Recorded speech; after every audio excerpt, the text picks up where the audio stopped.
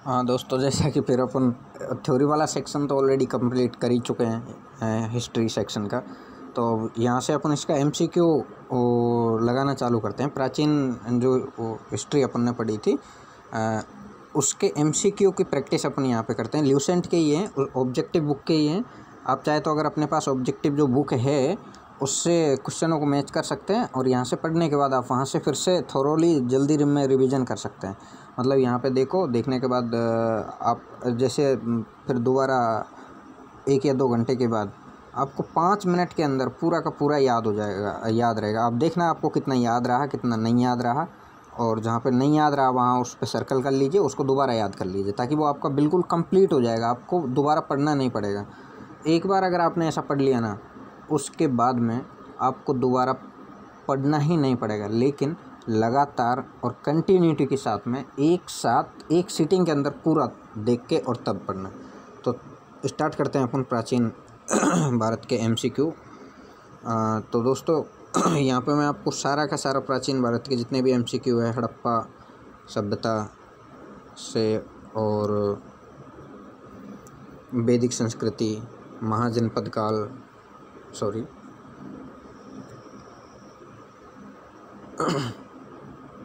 हड़प्पा सभ्यता, वैदिक संस्कृति, महाजनपद काल, धार्मिक आंदोलन, मौर्य काल, मौर्य उत्तर काल, संगम काल, ये सब चीज़ें। उसके बाद लास्ट में अपन प्राचीन भारत विविध के सारे क्वेश्चन लगाएंगे। गुप्ता वंश पढ़ेंगे, गुप्ता काल का प्रारंभिक चरण देखेंगे, उसका अंतिम चरण देखेंगे, संगम काल को देखा जाएगा, मौर्य काल, धार्मिक आंदोलन। तो दोस्तों ये सब किया जाएगा। अब अपन स्टार्ट करते हैं अपना एमसीक्यू सेक्शन। दोस्तों जैसा कि मैंने आपको बताया था कि लेवल 1 से लेकर लेवल 7 तक इसमें जो क्वेश्चन है ये हार्ड और इजी के हिसाब से ये क्वेश्चन नहीं है।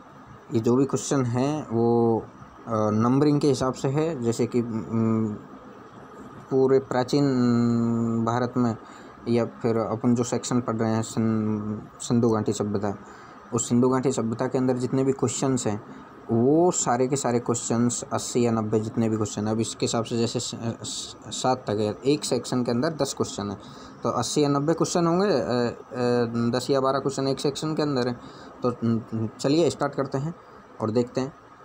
पहला क्वेश्चन है दोस्तों, हड़प्पा सभ्यता का सर्वाधिक मान्यता प्राप्त काल कौन सा है? हड़प्पा सभ्यता का सर्वाधिक मान्यता प्राप्त काल कौन सा है? तो दोस्तों इसका आंसर आप देने का कोशिश करिएगा, मैं तो आपको बताऊंगा ही। सबसे प्राचीन, सबसे जो मान्यता प्राप्त जो काल है कार्बन डेटिंग के द्वारा जो प्रमाणिक है वो है 1750 ईस्वी। 1750 दोस्तों जो भी है, किसी भी चीज़ का जो आयु का निर्धारण किया जाता है वो निर्धारण किस आधार पे किया जाता है, किस चीज़ से किया जाता है, कौन सी टेक्नोलॉजी से किया जाता है, तो वो किया गया है रेडियो कार्बन 14 जैसी नवीन विश्लेषण पद्धति के द्वारा। सिंधु सभ्यता का सर्वाधिक तिथि है, जो मान्य तिथि है वो 2500 ईसा पूर्व से लेकर 1700 ईसा पूर्व तक मानी गई है। सिंधु सभ्यता की खोज किसने की थी दोस्तों? सिंधु सभ्यता की खोज की थी राय बहादुर दयाराम शाहिनी ने। राय बहादुर दयाराम शाहिनी ने खोज की थी। इसको कांस्य युगीन सभ्यता कहा जाता है, ब्रॉन्ज एज वाली सभ्यता कहा जाता है, और इस सभ्यता के प्रमुख निवासी द्रविड़ और भूमध्य सागरीय थे। इतने पॉइंट से क्वेश्चन से क्लियर होने चाहिए दोस्तों। उसके बाद नेक्स्ट क्वेश्चन स्टार्ट करते हैं। सिंधु घाटी सभ्यता निम्नलिखित में से किस सभ्यता के समकालीन नहीं थी? तो दोस्तों सिंधु घाटी सभ्यता चीन की सभ्यता, ग्रीक की सभ्यता के समकालीन नहीं थी, क्योंकि दोस्तों सिंधु घाटी की जो सभ्यता है वो मेसोपोटामिया, मिस्र और क्रीट सभ्यता के समकालीन थी। ये वहाँ पे मिले हुए ऑब्जेक्ट से उन चीज़ों का पता लगता है। जैसे वहाँ पे बर्तन, मोहर, चूल्हे, श्रृंगार के जो भी साधन मिले हैं, आभूषण वहाँ पे मिले हैं, और चित्र जो भी वहाँ पे मिले हैं, उन सभी से ऐसा लगता है। और जैसा कि दूसरी तरफ जो दूसरे देशों में सभ्यता है मेसोपोटामिया की सभ्यता, मिस्र की सभ्यता, ये वहाँ पे भी सेम चीज़ें यही मिली है। इसका मतलब ये होता है कि इनका आवागमन होता था, बिजनेस व्यापार चलता था एक दूसरे से। तो समकालीन विश्व की कोई अन्य सभ्यता सिंधु सभ्यता से विस्तृत नहीं थी। सबसे ज़्यादा बड़ी सभ्यता सिंधु सभ्यता थी। इसके सभी स्थलों से प्राप्त तत्वों में केवल समानता है, वर्ण एक रूपता भी है। वर्ण एक रूपता बोले तो इनका जो वर्णमाला है उनमें भी एक रूपता देखी गई है। तो इस तरह से नेक्स्ट क्वेश्चन करते हैं दोस्तों। सिंधु घाटी की सभ्यता कहाँ तक विस्तृत थी? सिंधु घाटी की सभ्यता दोस्तों आप बता सकते हैं ऑप्शन से। पंजाब, दिल्ली और जम्मू कश्मीर नहीं, राजस्थान में भी थी, कालीबंगा में। पहला ऑप्शन नहीं हो सकता। दूसरे ऑप्शन पे जाओ। दूसरा ऑप्शन क्या बोल रहा है? पहला ऑप्शन गलत हो गया। राजस्थान, बिहार, बंगाल और उड़ीसा। दोस्तों उड़ीसा के अंदर ये नहीं है, बंगाल, ये गलत चला गया। पंजाब, राजस्थान, गुजरात, उड़ीसा, बंगाल, ये उड़ीसा, बंगाल, ये गलत चला गया। Punjab yes, Rajasthan yes, Gujarat yes, Uttar Pradesh हाँ, हरियाणा हाँ, सिंध, बलूचिस्तान बिल्कुल सही। बलूचिस्तान दोस्तों बिल्कुल सबसे पश्चिमी सीमा है सिंधु घाटी सभ्यता की। उत्तर प्रदेश बिल्कुल पूर्व वाली सीमा है। दक्षिण में पंजाब है, उत्तर में ये हरियाणा में है। तो दोस्तों इस क्वेश्चन का करेक्ट आंसर हो जाएगा इसका डी। सिंधु घाटी की सर्वाधिक पुरातात्विक स्थल दास नदी के किनारे सूरत, सत्तू का डोर, बलूचिस्तान। जो बलूचिस्तान है वो सबसे पश्चिमी स्थल है दोस्तों इसका।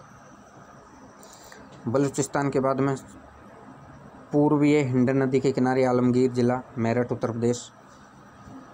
ये याद रखना है दोस्तों, बिल्कुल याद रहता है कि जो पश्चिमी सीमा है, जैसे सर्वाधिक पश्चिमी पुरा स्थल कहाँ पे? दास नदी के किनारे,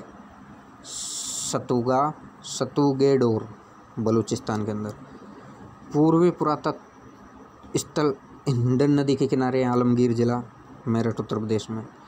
उत्तरी पुरा स्थल उत्तर वाला चिनाब नदी के तट पर अखनूर के निकट मोडा, जम्मू कश्मीर। तथा दक्षिण पुरा स्थल गोदावरी नदी के तट पर अहमदनगर, महाराष्ट्र में है। सिंधु सभ्यता नगरीय सभ्यता थी। इससे परिपक्व अवस्था वाले स्थलों में केवल 6 ही बड़े शहर मिले हैं इसके अंदर। कौन कौन से? मोहनजोदड़ो, हड़प्पा, गढ़वाड़ीवाला, धौलावीरा, राखीगढ़ी और कालीबंगन। स्वतंत्रता प्राप्ति के पश्चात सर्वाधिक जो स्थल खोजे गए हैं वो किस में खोजे गए हैं? कहाँ पे खोजे गए हैं? गुजरात के अंदर सर्वाधिक स्थल खोजे गए हैं दोस्तों। इस क्वेश्चन के बाद नेक्स्ट क्वेश्चन पे अपन चलते हैं। सिंधु घाटी की सभ्यता में घोड़े के अवशेष कहाँ पर मिले हैं? सिंधु घाटी सभ्यता में घोड़े के अवशेष मिले हैं दोस्तों सूरत कोटला के अंदर। देखते हैं क्वेश्चन के बारे में थोड़ा। सूरत कोटला गुजरात के कच्छ जिले में स्थित एक महत्वपूर्ण हड़प्पा स्थल है।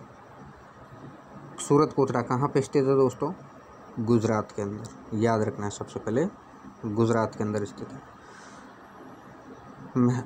यहाँ से घोड़े की अस्थि के अवशेष प्राप्त हुए। घोड़े की कंकाल तंत्र मिला, अस्थि मिली है। परंतु जो हड़प्पा सभ्यता है वो हड़प्पा सभ्यता इस बात के अस्तित्व को स्वीकार ही नहीं करती है कि सिंधु घाटी जो सभ्यता है, मोहनजोदड़ो सिंधु घाटी जो सभ्यता है, उस सभ्यता में घोड़ों का भी कहीं पे यूज था या घोड़ों का भी कहीं पे सिस्टम था, उसको अस्तित्व को स्वीकार ही नहीं करती है।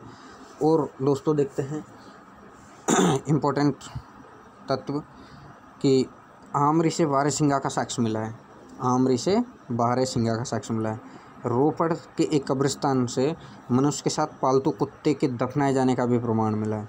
जो रोपड़ है, रोपड़ में जो खुदाई की गई, वहाँ खुदाई में पालतू कुत्ता और मनुष्य दोनों के कंकाल एक साथ पाए गए हैं।